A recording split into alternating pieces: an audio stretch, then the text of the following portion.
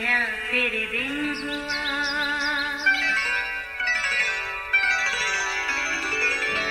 नया फिर दिन हुआ, पुरानी रात का करे सो शुक्र हम खुदा की जात का, खुदा की जात का नया फिर दिन हुआ।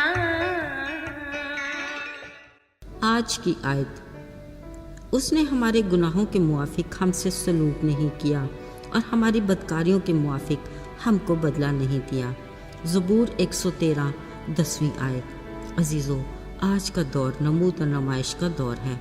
ये एक ऐसी दौड़ है जिसकी कोई मंजिल नहीं, बावजूद इसके हर छोटा बड़ा इसमें शामिल होने का ख्वाहिशमंद है। दिखावा या नमूद और नुमाइश ऐसा जुनून है जिनमें हद दर्जे तकल्फात का अमल दखल है, क्योंकि नमूद और नुमाइश के शौकीन को अपनी ज़िंदगी के हर कदम पर और हर बात में तकल्लुफ़ पसंद बनना पड़ता है ताकि वो ख़ुद को दूसरे के मुकाबले में मुनफरिद और साहिब हैसियत साबित करने का एजाज़ हासिल कर सके। असल में नमूद और नुमाइश बनावटी रखो रखाव की एक किस्म है जिसको नहायत एहतियात से असलियत का रूप दिया जाता है। खैर, ये शौक़ कुछ बुरा नहीं, मगर दिखावे की इस तर्ज़ ज़िंदगी में इंसानी फितरत में कुछ ऐसे अनासर शामिल हो जाते हैं जो शख्सियत को भी मुतासिर करते हैं और शायद माशरे में भी कुछ ज़्यादा काबिल कबूल नहीं। मसलन अना, खुद परस्ती, खुश फहमी, मुकाबलेबाजी का जज्बा, खुद को मुनफरिद और गैर मामूली शख्सियत तस्वर करना। याद रहे, नमूद और नुमाइश की वक्ती शान के बरक्स सादगी की हकीकी खूबसूरती को ज़्यादा इस्तेकाम है। अजीज़ों, कलाम मुक़द्दस के मुताबिक अभी हिज़किय्याह बादशाह को खुदा के बड़े फजल और करम से तवील बीमारी से सेहतमंद हुए कुछ ही अरसा हुआ था कि शाह बाबल ने अपने कुछ कासद हिज़किय्याह बादशाह के पास एक नामा और तहाइफ के साथ भेजे, क्योंकि उसने सुना था कि हिज़किय्याह बादशाह बीमार पड़ गया था। सो उसने इन कासदों के साथ बातें की और अपनी सेहतयाबी के बारे में तसल्ली दी। मगर न जाने हिज़किय्याह बादशाह के मन में क्या समाया कि उसने उठकर अपनी बेशबहा चीज़ों का सारा घर, चांदी और सोना और मसाला और बेशकीमत इतर और अपना सलाखाना और जो कुछ उसके ख़जानों में मौजूद था उनको दिखा दिया। यहाँ तक कि उसके घर में, उसकी सारी ममलकत में ऐसी कोई चीज़ न थी जो हिज़किय्याह बादशाह ने अपना हाल अहवाल पूछने वाले कासदों को ना दिखाई हो। हैरत है, बादशाह को ये गैर मुतवक्के अमल की क्यों ज़रूरत पेश आई। शायद वो उनको अपनी शान और शौकत दिखाना चाहता था। न जाने हिज़किय्याह बादशाह के मन में क्या था, या वो इन कासदों के सामने ख़ुद को किस हैसियत से पेश करना चाहता था। शायद वो शाह बाबल को अपनी कुव्वत से मुतासर करना चाहता हो, कुछ खबर नहीं।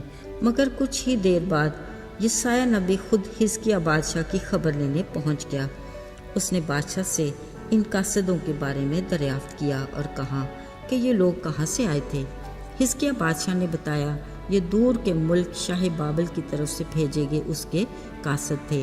फिर यसायाह नबी ने पूछा, उन्होंने तेरे घर में क्या देखा? बादशाह ने बताया, वो सब कुछ देखा जो मेरे घर में और मेरे ख़जानों में है।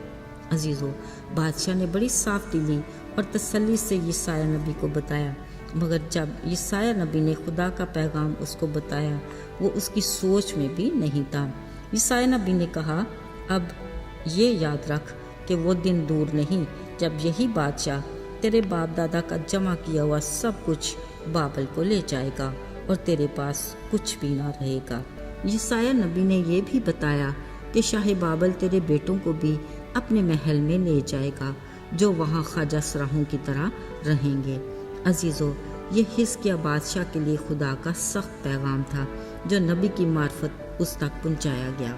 यकीनन हिज़किय्याह बादशाह का ये तर्ज़ अमल खुदा की निगाह में इंतहाई नामकबूल और नापसंदीदा था।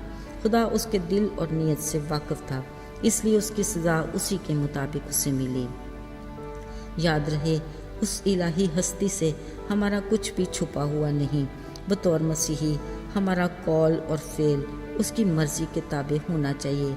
हम इंसानों को तो धोखा दे सकते हैं मगर खुदा को नहीं। اس کے برعکس اس نے ہمارے گناہوں کے موافق ہم سے سلوک نہیں کیا اور ہماری بدکاری کے مطابق ہمیں بدلہ بھی نہیں دیا۔ آئیے دعا کریں۔ اے رحیم آسمانی باپ، ہم تیرے شکر گزار ہیں کہ تو قہر کرنے میں دھیما اور شفقت میں غنی ہے۔ اگر تو ہمارا حساب کرے تو ہم تیرے حضور کھڑے بھی نہیں رہ سکتے۔ یہ سب تیرا رحم اور تیرا فضل ہے۔